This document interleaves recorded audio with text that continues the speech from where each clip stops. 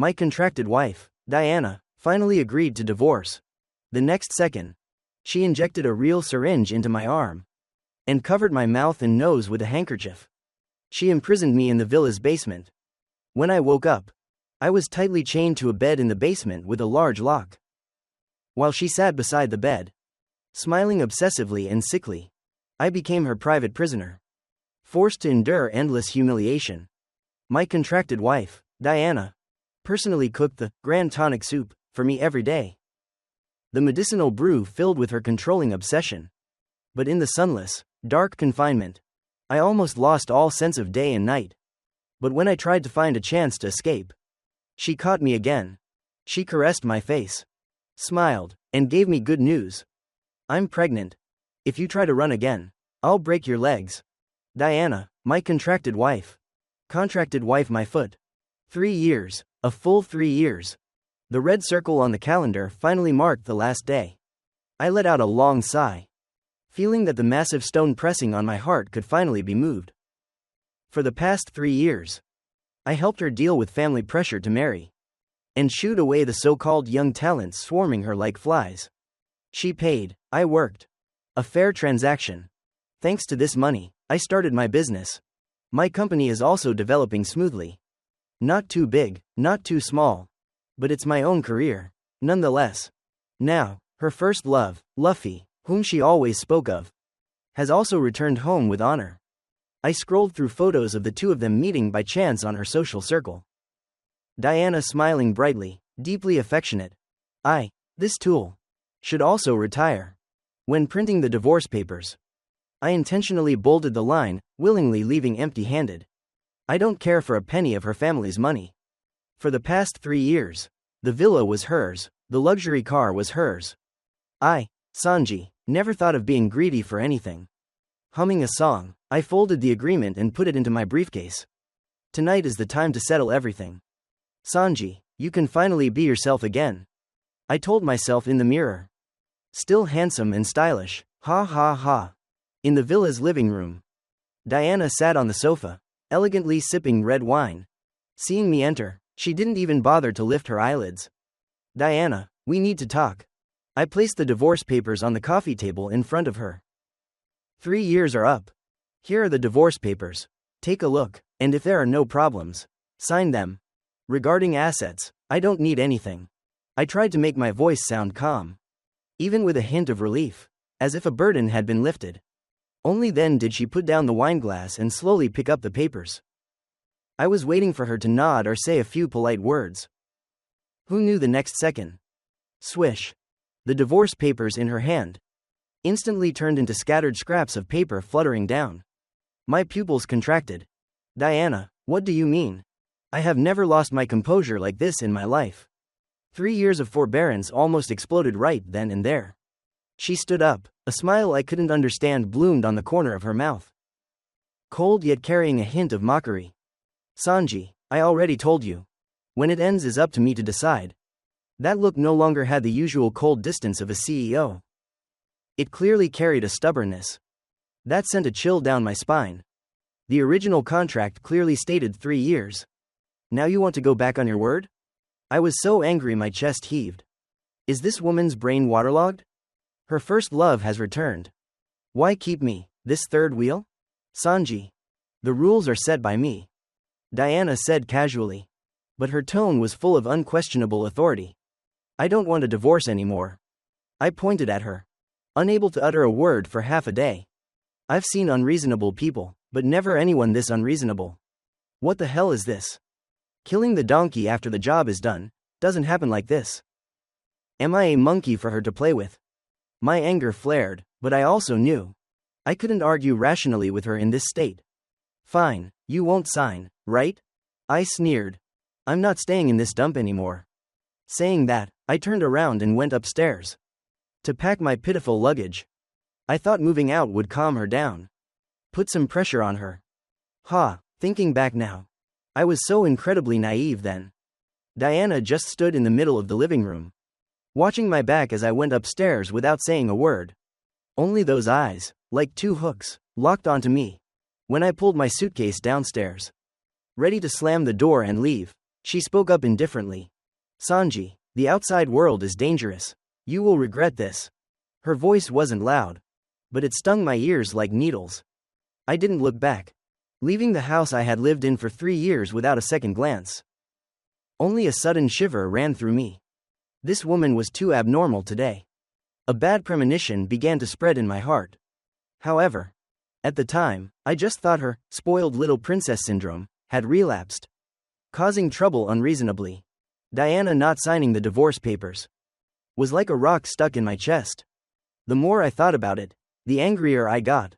After moving out of the villa, I casually found a hotel to stay in temporarily. While contemplating how to clear up Diana's hazy mind, an unexpected person came to the door. It was Luffy. How did he know I was here? He looked respectable, wearing a tailored high-end suit. His hair neatly combed without a single strand out of place. Only his complexion looked sickly pale. Sanji. He sized me up from head to toe, his eyes like he was looking at something dirty. I heard Diana won't divorce you? His tone exuded a superiority that was almost overflowing. What's it to you? I had no goodwill towards him. True. He smiled, a peculiar smile. After all, a type who relies on women to live like you. It's normal for Diana to get tired and want to kick you out. My temple twitched. This bastard purposely came here to annoy me. But don't worry. He took a step closer, lowering his voice in a boastful manner. Diana will return to me soon. We are the perfect match made in heaven. As for you, be sensible and quickly scram. Don't be an eyesore. My 3 years of resentment, plus the provocation from this idiot in front of me. I immediately exploded. I punched him straight in his pale face. Thwack. Luffy must not have expected me to actually resort to violence. He was stunned by the punch, stumbling back a few steps. His nose immediately started bleeding. You dared to hit me? He clutched his nose, unable to believe it. So what if I hit you? I stepped forward with another kick, directly causing him to bend over, looking like a boiled shrimp. Do I owe you respect? How dare you show off in front of me? I've wanted to hit him for a long time. For the past 3 years. The first love that Diana kept muttering about made me feel like a spare tire. Now, this spare tire even dared to be so brazen and preachy. I grabbed his collar, pulling him up. Listen clearly, Master Cesar. It's not that I don't want to settle things between Diana and me. If you don't believe me, ask her.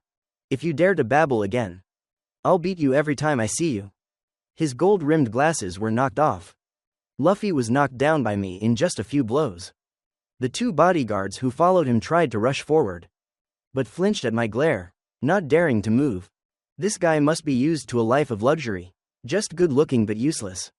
Finally, he crawled and ran away, leaving a parting shot. You just wait for me.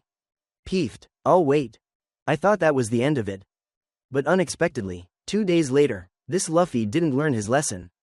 He found some cheap, tattooed, blonde-haired thugs and blocked me downstairs at my company. Brat, are you the one who hit our Master Cesar? The blonde guy, holding a baseball bat and a cigarette in his mouth, pointed at me.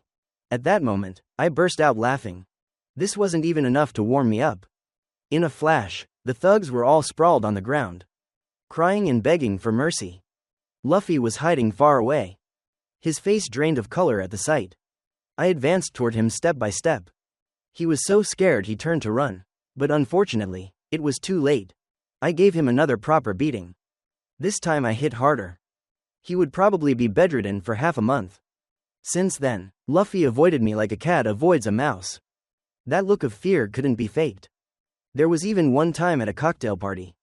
As soon as he saw me from a distance, he dropped the wine glass in his hand and ran away head over heels. I really beat him into having psychological trauma. Useless trash. I thought to myself, since I at least nominally for Diana had beaten her first love to this state, she should at least give me some face and sign the divorce papers. So, I went to find her again, using all sorts of soft and persistent methods. Diana, consider this my begging you. Can you please let me go? Your first love has been beaten into a pulp by me. Why are you still keeping me around? She just looked at me like that, not saying a word, not moving at all. She was truly driving me crazy. Just when I was about to despair, everything suddenly took a turn. During a commercial event, we were invited to attend as a model couple. After the event concluded and the facade was removed, I proposed divorce once more. Diana, what exactly do you want? Just tell me directly so I don't have to guess. She was silent for a long time, so long that I thought she wanted to ignore me again. Finally, she opened her mouth gently. Fine, I'll sign. I froze, suspecting I had misheard. What did you say? I said I'll sign the divorce papers. She repeated it again, with no expression on her face. My heart thumped, followed by indescribable joy. God bless me. These 3 years are finally over. But before I could rejoice for too long, I noticed the look in her eyes as she gazed at me. How should I describe it? It was slightly unsettling. Like a bottomless deep pool, hiding something I couldn't comprehend. And there was a hint of excitement. The fact that Diana was willing to say she would sign the divorce papers made my head buzz. I truly couldn't believe my ears. I had endured enough for these 3 years. Her phrase, fine, I'll sign, was nothing short of the sound of heaven to me. But she suddenly changed her tone. A knowing smile on the corner of her mouth. Before signing, let's have a meal. Consider it a farewell dinner. A farewell dinner? Deal, let's eat. As long as she was willing to sign. Forget one meal, I'd even treat her to a high-end banquet. A petty thought even crossed my mind. Could this woman finally have a conscience? Wanting to part on peaceful terms? The dinner was arranged in the villa's dining room. The long dining table, exquisite plates, and a few dishes I usually liked. Diana was unusually quiet tonight, even gentle, one might say. She poured wine for me, and gently inquired about how my company was doing recently. That tone was completely different from the occasional formality and distance she showed when I first met her. Her gentleness tonight made me a little unaccustomed. But at the time, I was dizzy with the impending freedom, so I didn't think much of it. I just thought this might be the calm before the storm. Or her final courtesy. After eating, she put down her cutlery. Let's go, to my study. I'll get a pen. Are the papers at your place or mine? I brought them. I hurriedly pulled out of my briefcase the divorce agreement that held all my hopes. Diana's study, it wasn't the first time I'd been here. But today, I constantly felt that the atmosphere here lurked with an unspeakable suppression. She walked to the back of the desk and sat down. Taking the signed divorce agreement, I handed over. My heart was beating very fast. I stared unblinkingly at her hand.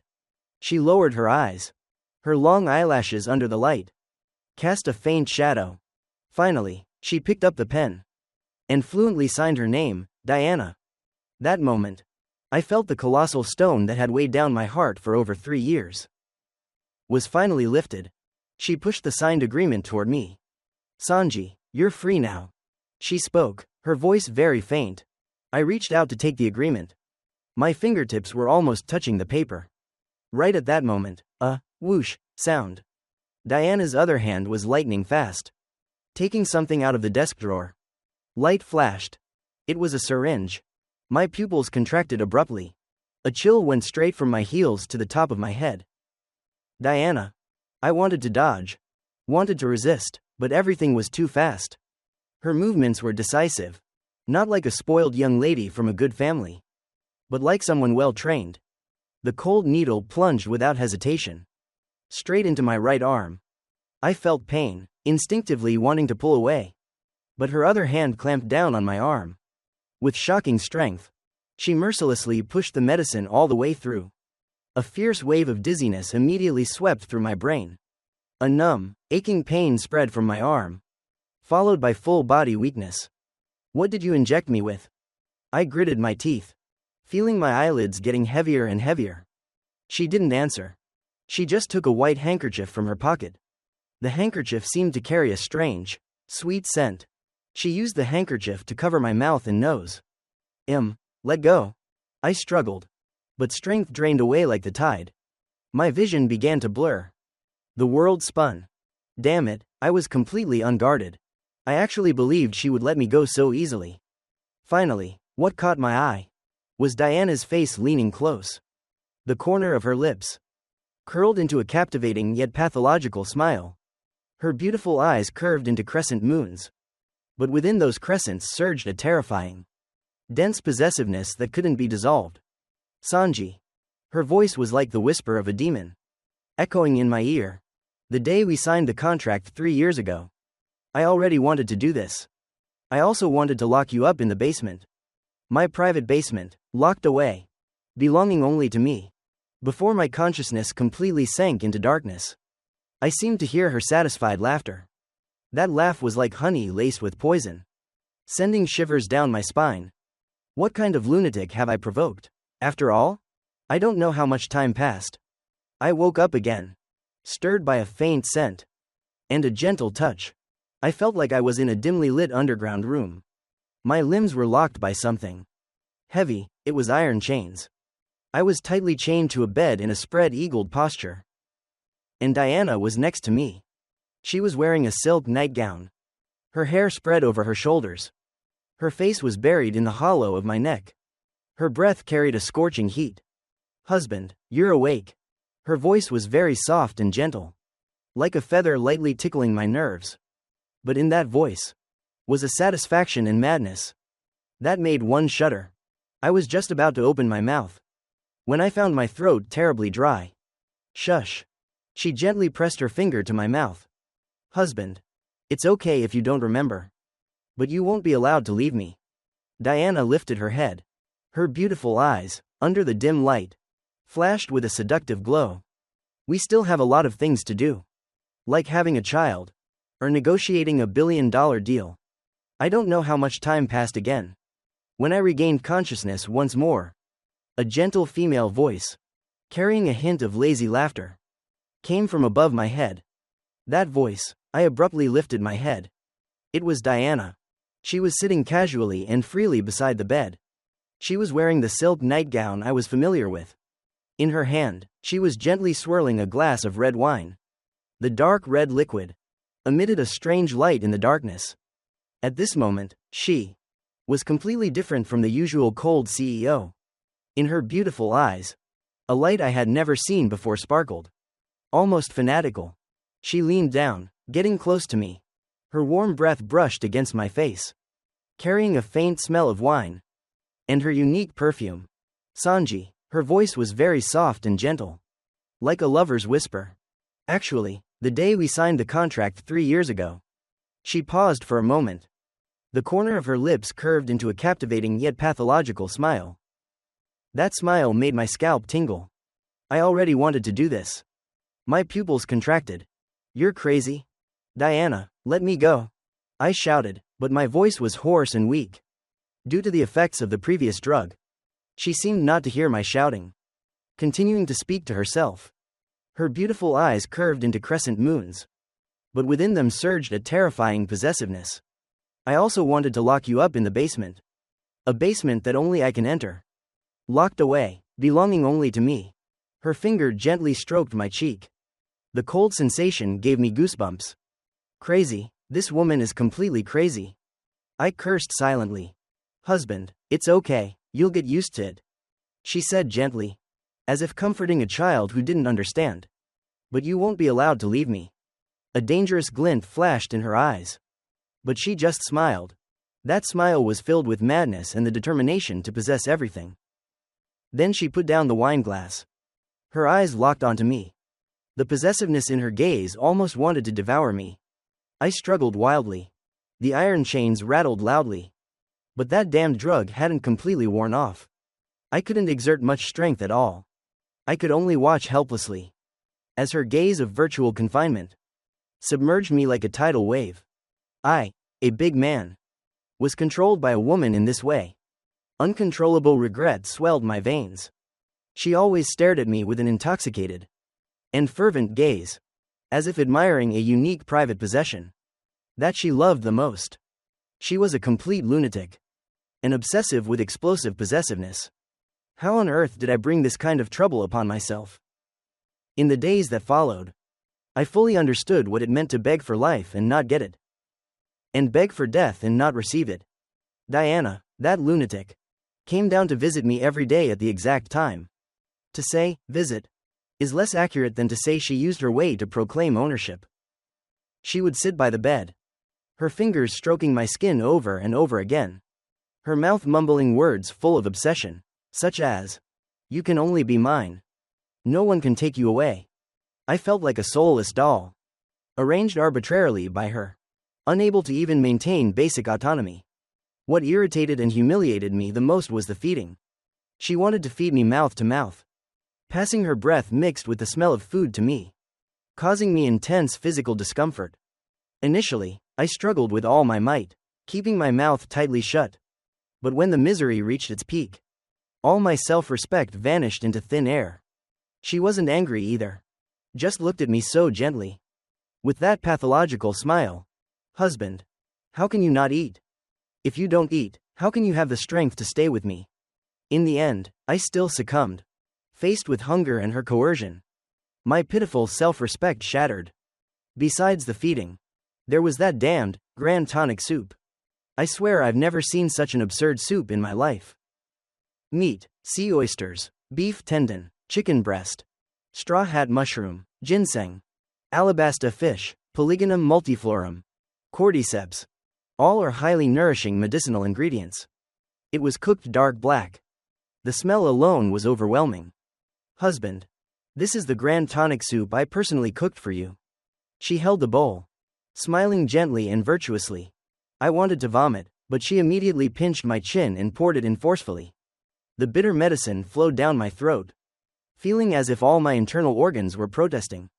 My body was indeed becoming more energetic, but it was a false energy after being drained. More shamefully, under the effects of the tonic and her daily control, my body gradually began to develop a man's instinctive response. I despised myself, but the mental torment was like a blunt knife cutting through flesh, getting deeper and deeper. Every day I spent in this perverted interaction and endless torture. Diana occasionally would also be like a normal woman, hugging me, her head leaning on my chest, her breathing steady. "Sanji, you are so masculine. You can only be mine, you know? Never leave me." Her voice was very soft and gentle, like a feather, but the words spoken carried an unquestionable desire for control that sent chills down my spine. I tried to resist, using all my strength to snap those damn chains. The clanging sound was even more deafening in the silent basement. What was the result? Besides my wrists and ankles being chafed red, it had no effect. When Diana saw the wounds on my body, her eyes would become darker. "Husband, you haven't been good." And then came even more excessive control. She would reduce my range of movement, and even extend the time she used drugs to control me. Gradually, I gave up this futile struggle. I began to calm down, secretly observing her. Observing this damned basement. I was looking for a chance, any possibility to escape. One time, her mood seemed particularly good. After being intimate, she even unlocked one of my hand chains. "Husband, you feed yourself today." She placed the bowl of rice on the bedside table, and just watched me. That unexpected bit of freedom made my heart beat wildly. Hope ignited like a small flame in my heart. I slowly used the free hand to pick up the chopsticks, clumsily picking up food. It was so fragrant. It was the first time in a long time I had fed myself. Unfortunately, this hope was too brief. The next meal, she personally locked me up again. "Let me feed you? Husband, I like it this way." That small flame was immediately extinguished by a bucket of cold water. Day after day, this dark, sunless basement became my prison. And Diana was the beautiful, crazy warden holding the key. Today was a little different. Diana, as usual, came to this dark basement. She was still wearing that gorgeous silk nightgown. The air still carried the familiar scent. That made me feel dizzy. I remember she expertly began the interaction ritual that I had humiliatingly grown accustomed to. But her movements seemed more rushed than usual. The fervor in her eyes even deeper. What made my hair stand on end was that her expression was no longer simple satisfaction, but an extremely bizarre look. Her eyes were hazy, as if immersed in a kind of extreme delusion. Just as I was about to suffocate under her gaze, she suddenly bent down, her hot lips pressed against my ear, her voice trembling as she whispered, "Sanji, do you know? It's okay if you don't remember. But 3 years ago, I determined I couldn't live without you. 3 years ago, these 3 words were like a bolt of lightning, ripping through my chaotic thoughts. 3 years ago. Wasn't that when we signed that damned contract? At that time, she looked at me like a valuable commodity, her eyes full of cold evaluation. How could she? Sanji. Those punches you threw for me. She continued, a pathological obsession in her voice. Beating those who wanted to bully me into pieces. Sanji, that is the man I want. My entire body stiffened. What did she say? Beating people? Luffy, what does he count as? She suddenly let out a cold laugh. Her utter contempt completely undisguised. A piece of trash. Looking weak like a hypocrite. My eyes must have been blind before. How could I have cared about that kind of person? Someone who came for my money and status. Did he really think I didn't know his intentions? As she spoke, she lightly stroked my chin with her fingertip. Diana's eyes were terrifyingly fervent. Like a devout follower who had finally achieved a miracle. Only a man like you is worthy to be mine. My mind was in chaos. Her pathological, frantic words sent a chill throughout my body. But what horrified me even more were her next words. This time, I finally have you completely. Furthermore, before having you, I also got to see the drama I wanted to see the most. She laughed loudly, the sound echoing in the silent basement, making it even more bizarre. It's been 3 years, Sanji. Do you know how long I've endured? That useless Luffy wasn't entirely useless. As soon as he returned, I knew I would be able to see your heroic figure again. Fighting for me, Sanji, do you know? Right in front of me. You beat Luffy senseless like an insect for me. How excited, how happy I was in my heart at that moment. Boom. My brain felt like a bomb had been thrown into it. So Luffy seeking trouble with me over and over again was not a coincidence. I, like an idiot, walked right into the trap Diana had set. She was like a high and mighty director. And I was just the pathetic male lead, playing the role of the hero saving the beauty in her script. But the most regrettable thing was still your kick. A look of regret appeared on her face. That kick that almost killed him. I could only see your heroic figure through the surveillance camera. I truly couldn't resist wanting to see it with my own eyes. I looked at her expression. A mix of infatuation and madness. A cold rush went straight from my tailbone to the top of my head. But my body's instincts were betraying me. This extreme disconnect between mind and body was about to drive me insane. A long while later, she finally stopped murmuring, lying satisfied on my chest, like a lazy cat after a full meal. Her breathing gradually stabilized, occasionally gently stroking my chest with her hand. The action carried a hint of reliance. I closed my eyes, without even the strength to move a finger. After another moment, Diana seemed satisfied enough, propping herself up to sit, apparently preparing to lock me up as usual and leave. But as soon as she stood up, her face changed. She suddenly covered her mouth with her hand, her eyebrows tightly furrowed, as if about to vomit. The next second, she hurriedly jumped off the bed, turning to run quickly toward the basement door, without looking back. The sound of her high heels clacking on the floor grew distant, until the iron door closed with a loud bang. The entire basement returned to a deadly silence. Lying on the bed, I was panting heavily. My whole body felt like it was falling apart. After a long time, I slowly realized she was gone. Moreover, in her heightened emotional state just now, Diana had unlocked my handchains. And then, due to the sudden discomfort, she seemed to have forgotten to lock me back up. I slowly lifted my hand. The cold iron chain on my wrist hung loose.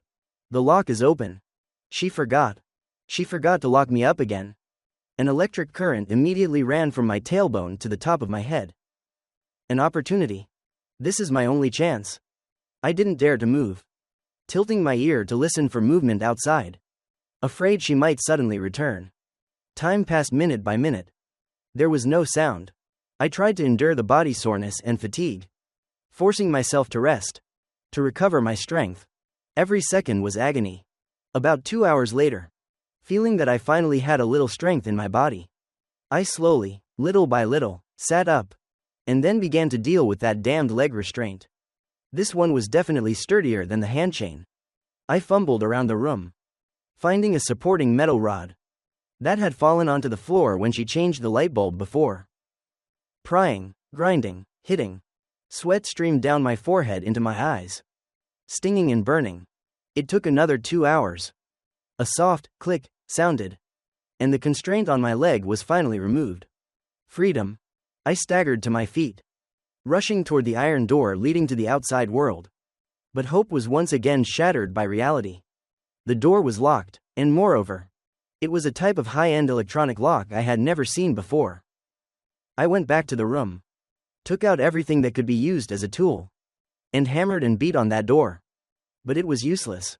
This door seemed to be fused with the wall, it didn't budge.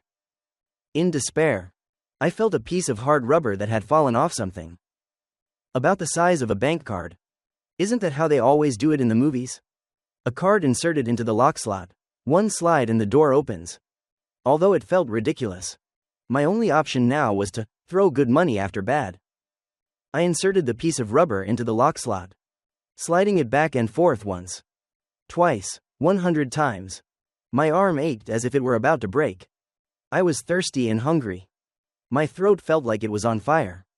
Just when I was about to give up, preparing to lie back down and wait for death, a very faint click, almost inaudible, came from the lock. My whole body shuddered violently. Overwhelmed with joy. I'm a genius. I grabbed the doorknob, using all my strength to pull it inward. The door opened, but only a crack. A strong force from outside quickly pushed the door in. What is happening? Before I could react, it was that damned white handkerchief again. The familiar scent, mixed with a cloying sweetness, immediately covered my mouth and nose. Before I could clearly see the face, my consciousness once again sank into endless darkness. As I fell into a familiar embrace, carrying a faint fragrance. It was Diana. My consciousness felt like it was being forcefully pulled out of a sticky mud puddle. In the darkness, the familiar, faint scent that made my scalp tingle once again rushed into my nasal cavity. Before I could open my eyes, I felt something was wrong. The weight coming from my limbs was twice as heavy as before. I abruptly opened my eyes. Under the dim light, what met my eyes were cold, glossy black objects on my wrists and ankles. The iron chains were a ring thicker than before, with brand new scratches on them, like two black venomous snakes constricting me. And Diana was lying on top of me. She was like a lazy cat, her head resting on my chest, her fingers gently stroking my face. Seeing me awake, she raised her head, her beautiful eyes holding that dangerous smile I had become familiar with. "Husband, you haven't been good." Her voice was very soft and gentle, but it was like an ice drill stabbing into my ear. "Still planning to sneak away?" Her finger traced my lips, carrying a chill. "Why? Am I this beautiful woman still not enough to keep you here? What's so good about the outside world? You must remember, the outside world is very dangerous." She leaned closer, her warm breath fanning my face, saying word for word, "Only I am the best for you." I clenched my teeth, my chest heaving violently, but I couldn't utter a single word. The humiliation of failure and the deeper despair submerged me like a tidal wave. Diana seemed very satisfied with my reaction at this moment, the smile at the corner of her mouth deepening. "You just stay here and keep me and the baby company." The two words, "and the baby," were like a bomb exploding in my head. My whole body stiffened, staring at her, thinking I had misheard. "What did you say? Baby?" The dangerous, pathological look on Diana's face immediately vanished, replaced by an innocent and expectant expression, like a child who did the right thing, waiting for an adult's praise. She nodded vigorously, her eyes sparkling. "That's right, baby, your baby." She even carried a hint of pride, answering me seriously. "This is the result of our efforts for over half a month."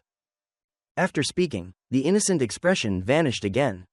Diana reverted to the lunatic, with gloomy eyes and explosive possessiveness, dangerously narrowing her eyes. This seamless transition of expressions made me feel disgusted from the bottom of my heart. My mind was in turmoil, forcing myself to hold on to the last bit of sanity. asking in disbelief. Did you go to the hospital to confirm it? Of course. She raised her eyebrows triumphantly, like a peacock who had just won a battle. As soon as it was confirmed, I wanted to rush back to tell you the good news right away. The result was, as soon as I opened the door, I discovered. Her eyes immediately turned cold, and her hand tightly squeezed my chin. Discovered that a certain heartless man was trying to sneak away again, trying to abandon his mother and child. I was speechless by her words. The words made my heart feel like it was being squeezed by an invisible hand. Sinking heavily. A baby. She was pregnant. This fact, heavier than the thicker iron chain on my wrist, had completely crushed my last shred of hope for escape. I calmed down, slowly calmed down.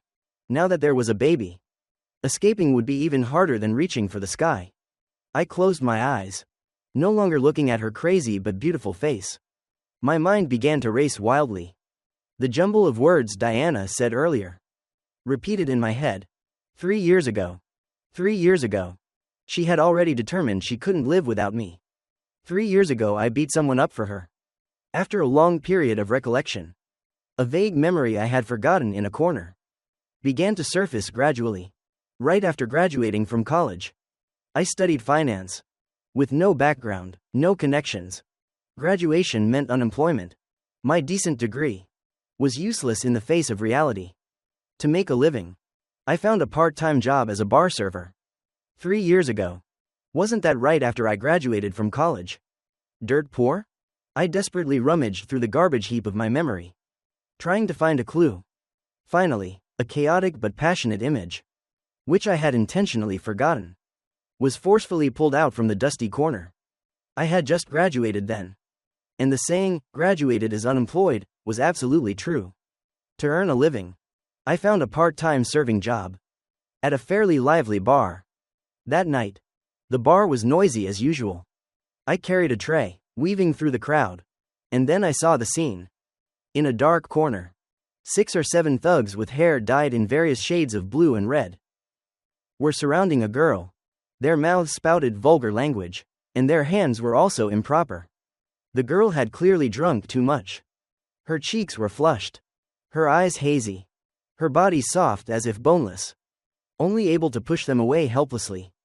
I got heated then, not considering any consequences. A college student who just entered society was still a passionate and impulsive youth. How could I see this scene and stand by? I put the tray down, rushed over without a word. I pulled the girl behind my back to shield her. What are you doing? What kind of ability is it to bully a girl? The thugs were stunned for a moment, then sneered. Surrounding me, next was a free-for-all fight. They outnumbered me, and I was hit with several punches as soon as I charged in. The corner of my mouth stung, but I wouldn't back down.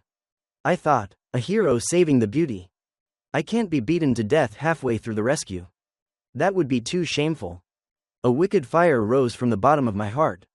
Adrenaline immediately surged. I fought until my eyes were red, completely abandoning defense, playing recklessly with them by trading injuries for injuries. You punch me once, I'll take the hit, but I must return a kick to you. That desperation and fearlessness actually suppressed them. Finally, the thugs cursed and ran away. I wasn't much better off. My face was bruised, my nose swollen, and my clothes were torn. I subconsciously turned my face away, not wanting the girl behind me to see my pathetic state. Do good deeds without leaving a name. Mainly because this appearance was too embarrassing. I didn't even dare to look back at her, and limped away. The result was predictable. I was fired from the bar that day, losing my job again. About half a month later, I received an obscure phone call, and then signed that damned contract with Diana. The marriage contract. Thinking of this, a chill ran through my body. Time, place, cause and effect.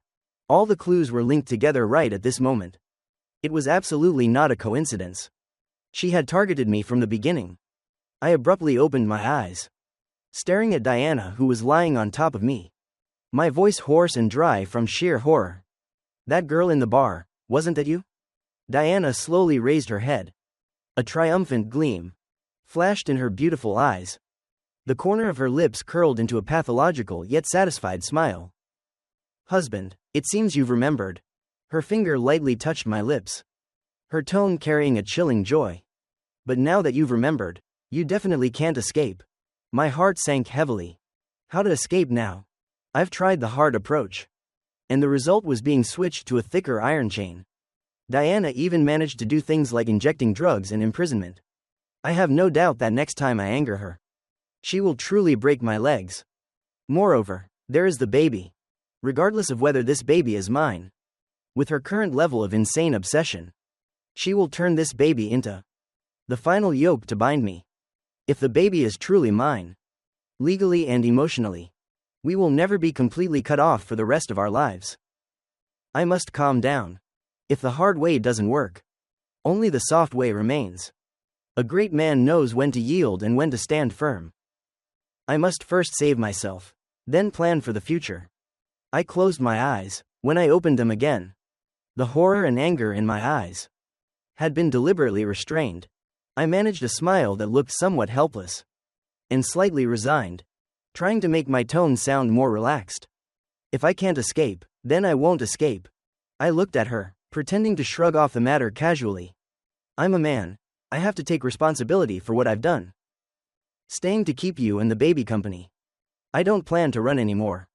Diana narrowed her eyes, like a cat scrutinizing its prey. Her beautiful eyes were full of suspicion. She leaned closer, carefully examining my face, seemingly wanting to find any trace of lies on my face. I still don't quite believe it.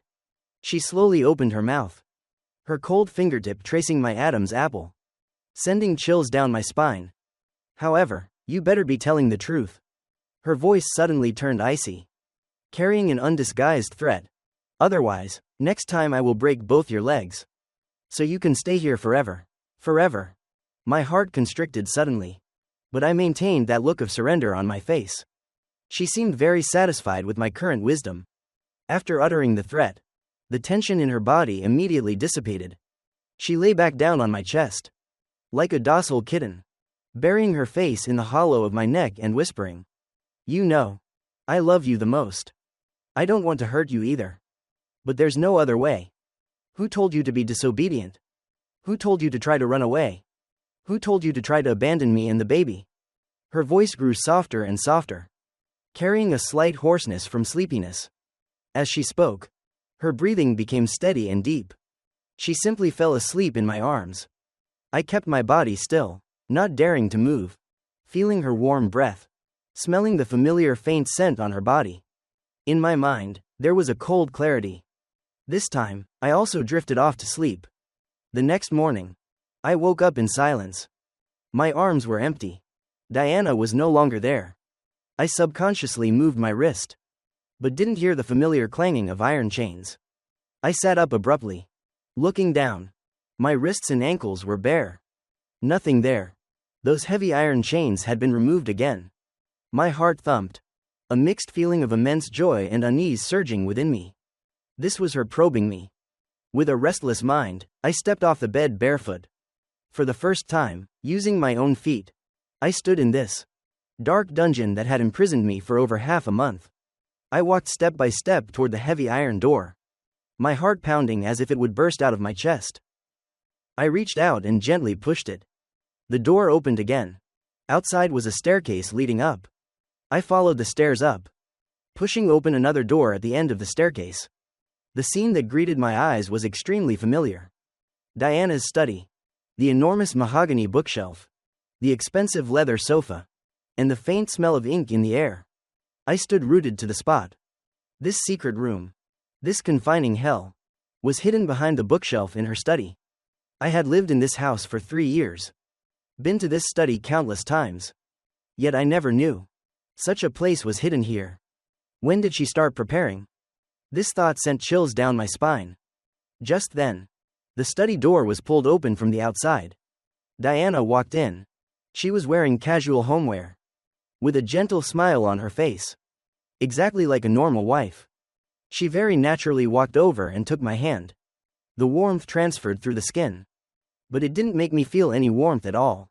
"Are you hungry, husband? Let's go eat." I began to learn how to play the role of the standard good husband. Because of the baby in her womb, whether it was a yoke or a small bond, and also because of my still temporarily intact legs, I handed over most of the company's work to a trusted person and turned myself into a house husband. After becoming pregnant, Diana's appetite became strange. Today she wanted something sour. Tomorrow she wanted something spicy. I changed the way I cooked for her every day, searching for all sorts of pregnancy recipes online. Pregnancy stabilizing dishes, brain boosting dishes, fearing that I wouldn't serve her meticulously enough. Husband, today I want sweet and sour fish. It has to be the most authentic kind. Okay. I tied on an apron, walked into the kitchen, which was larger than my company office, and started preparing the grouper that had just been air-shipped.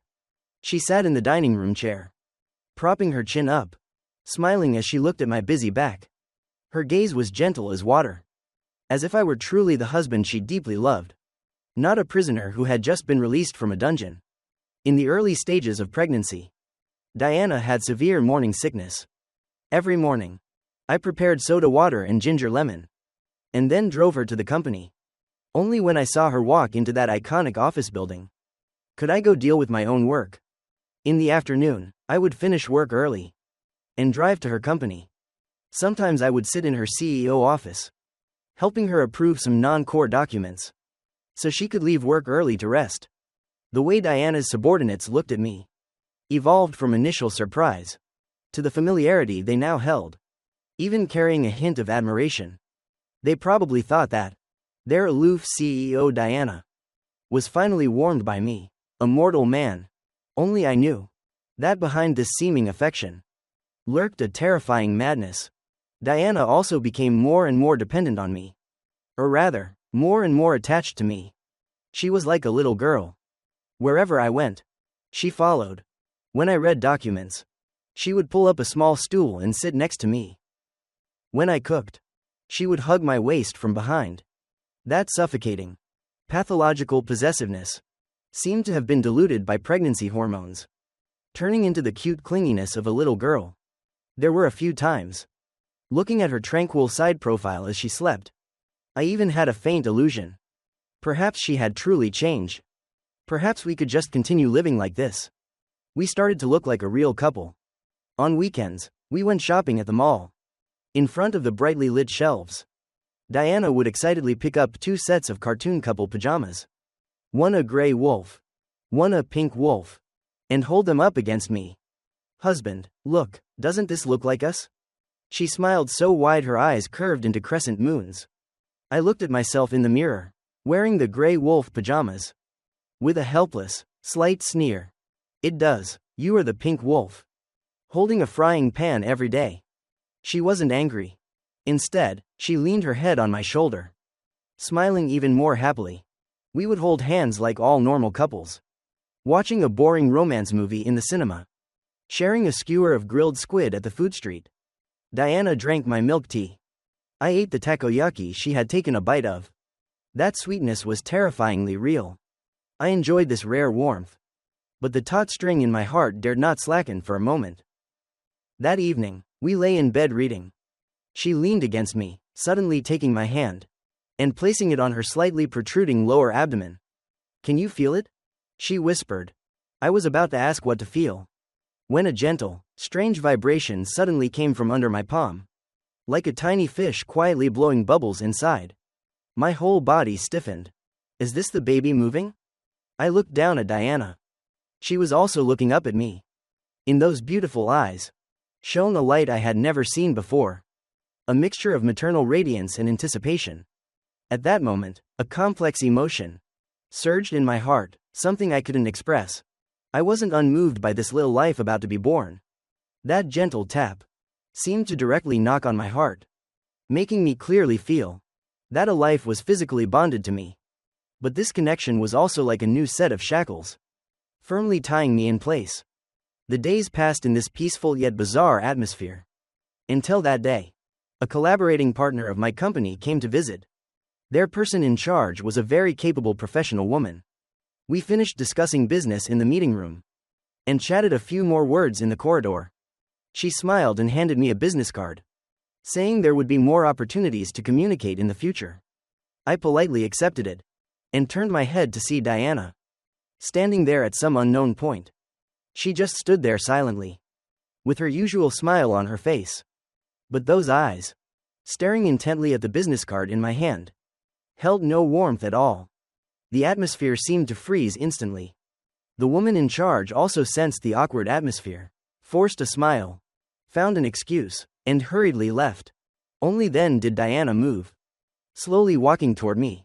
She came up to me, neither getting angry nor questioning, just raising a slender finger and gently pulling the business card out of my hand. Then, in front of me, with an extremely elegant posture, she tore the business card piece by piece into the smallest fragments. She raised her head, leaning close to my ear, using a voice that only the two of us could hear, like a lover whispering, "Husband, have you been too obedient lately?" It almost made me forget that the dark room is actually still quite spacious.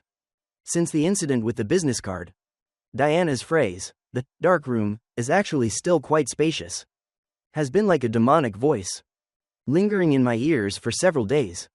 I became obedient, more obedient than ever. She also seemed very satisfied with my obedience, not mentioning the dark room again. The days passed in this bizarre stalemate, so quickly that Diana's belly was already round like a ball. The due date was approaching. In the blink of an eye, we were at the hospital.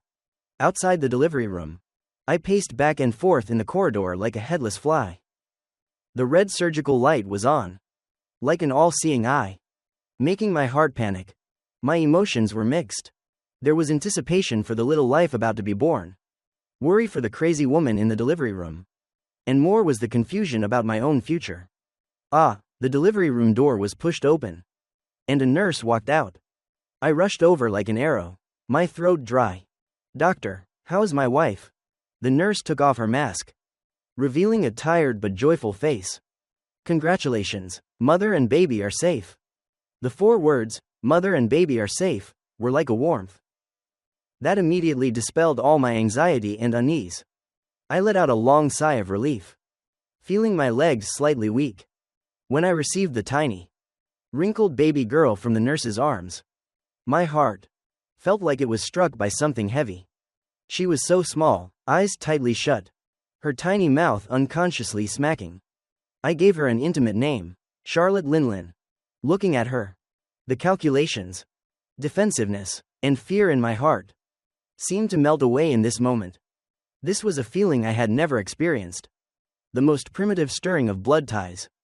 During Diana's confinement period, I completely became a stay-at-home dad. Changing diapers, mixing formula, burping, soothing to sleep. I went from initial clumsiness to later proficiency. I was busy with barely a moment to rest. Diana mostly leaned against the headboard, silently watching my busy back for our daughter. The madness and possessiveness in her eyes had faded considerably, replaced by a tenderness and satisfaction I had never seen before.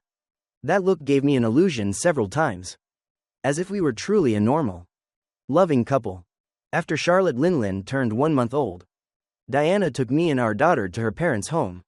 Her parents had long known of my existence, and their attitude toward me was already not bad before. Now with a grandchild, they were even more enthusiastic, which I found slightly overwhelming. At my in-law's house, I maximized my cultivation as a son-in-law, volunteering to help my mother-in-law with chores in the kitchen, playing chess and chatting with my father-in-law about the news on the balcony, making the elderly couple openly delighted. These are all survival skills, what I've honed over the past few years. After the meal, my father-in-law called me into the study, patted my shoulder, and said in a sincere voice, "Sanji, Diana, this child was overly spoiled by us from a young age. Her temper can be a bit eccentric. Please be more understanding of her in the future." My mother-in-law also chimed in. "That's right, son.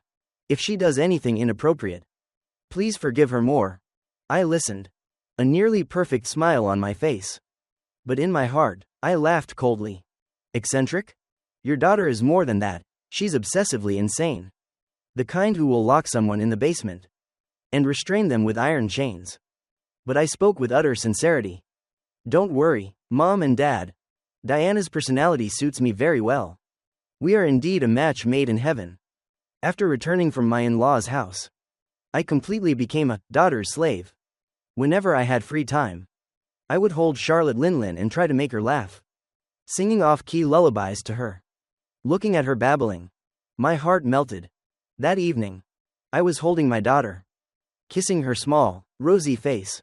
Diana hugged me from behind, resting her chin on my shoulder, her tone carrying a hint of feigned grievance and jealousy. Now your eyes are only on your daughter. You don't keep me company anymore. I chuckled, turning around, embracing both her and Charlotte Linlin. How could that be? Both mother and daughter are my darlings. She contentedly rubbed against me, raising her face, her beautiful eyes curving into crescent moons. She looked at me, her gaze the familiar gentleness. But the words she spoke made my heart skip a beat. Husband, seeing how much you love Charlotte Linlin now, I also want to give you a surprise. A surprise you'll definitely love. Since my daughter's birth, my world has only consisted of formula, diapers, and her babbling laughter. I held her, as if holding the softest treasure in the world, willingly becoming a complete daughter's slave. That day, I was clumsily changing Charlotte Linlin's diaper, her little feet kicking wildly on my arm. Diana walked up from behind, whispering mysteriously into my ear. Husband, let me take you to see a gift. Her breath carried a hint of sweetness. I didn't turn my head, focused on the task at hand. I'm busy, don't have time. You will definitely like this gift. It will certainly satisfy your anger. She didn't give up. Her arms wrapped around my waist from behind, starting to act spoiled. Besides, I like it very much too. Come with me? Come with me? She rubbed against my back, like a clingy cat. I knew that once she made up her mind, I basically had no room to refuse. Under her sweet pleading, I finally compromised. I held my daughter and sat in the passenger seat, fastening the seatbelt. Charlotte Linlin slept peacefully in my arms. Diana started the car, in such a good mood that she even hummed a tune. The street scenes outside the window quickly receded. I looked at my daughter's peaceful sleeping face in my arms, but a vague premonition rose in my heart. A boxing gym, the place she brought me to, was such a place full of the smell of sweat and hormones. As soon as I walked in, a mixed smell of leather and disinfectant hit me squarely. Not far away was the heavy thump-thump of fists hitting the sandbag, and the hoarse shouting of the trainer. Diana expertly led me in, stopping in front of an independent boxing ring. A familiar figure stood in the ring. It was Luffy. He was wearing boxing shorts and a tank top, with red boxing gloves, but his appearance lacked any fighter's imposing presence. Instead, he looked like a terrified rabbit. The moment he saw me, his legs visibly trembled. It was a fear deeply ingrained in his bones, impossible to hide. Do you know this person?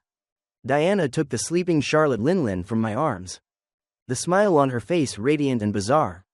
She bounced our daughter gently in her arms, tossing her chin toward Luffy, speaking in a casual, almost cruel tone. Look, you get to hit him again. Remember to use some force. I had to spend a large contract to get him to come and be your boxing partner. How is it? Is it a surprise? A surprise? I only felt a wave of cold air rush straight from my heels to the top of my head. I looked at her, then looked at Luffy trembling like a sieve in the ring. My heart was filled with utter speechlessness. It turns out my recent obedience made her feel bored. This was another scene she wanted to watch me fight. Under the urging of Diana several times, I resignedly took off my jacket. The staff handed me a pair of black boxing gloves. I slowly put them on and stepped into the ring. Luffy across from me saw me step up. His face immediately turned pale. His eyes were full of pleading and fear, like facing a fierce beast about to tear him apart. I was even too lazy to strike a pose, just casually throwing a few punches. The punches carried the sound of wind. I barely used any strength. But Luffy seemed to have been scared out of his wits. He symbolically raised his hand to block once, and was immediately struck in the cheek by one of my punches. His whole body went stiff and he fell backward, directly passing out. The coaches by the ring were all stunned. I stood in the ring, looking at Diana holding our daughter under the stands. Watching with great interest. I only felt absurd and sad. She gently swayed Charlotte Linlin in her arms, while watching the farce in the ring, and using an extremely gentle voice to instruct the daughter in her arms. Words and deeds. Charlotte Linlin, remember to be like your father in the future. Be a strong, tough person. Her voice paused for a moment. Her gaze swept toward me. The corner of her mouth curved into a familiar pathological arc. But you must not be as clingy to your father as your mother is. If you dare, your mother will be jealous. She lowered her head, almost touching her daughter's ear, using a dreamy tone to utter words that made my blood run cold. If so, Daddy will have to go into the dark room again. That dark room was not a forgotten nightmare, but an iron bar, forever hanging over my head. I took off the boxing gloves and threw them onto the ground. Stepping out of the ring, I forced out a smile that a husband should have. I shouted to the beautiful mother and daughter pair in the distance. Wife, let's go home. My voice wasn't loud, but it echoed clearly in the noisy boxing gym. Go home and cook. I'll make you your favorite clay pot grouper. And I still have to mix up the formula for our daughter.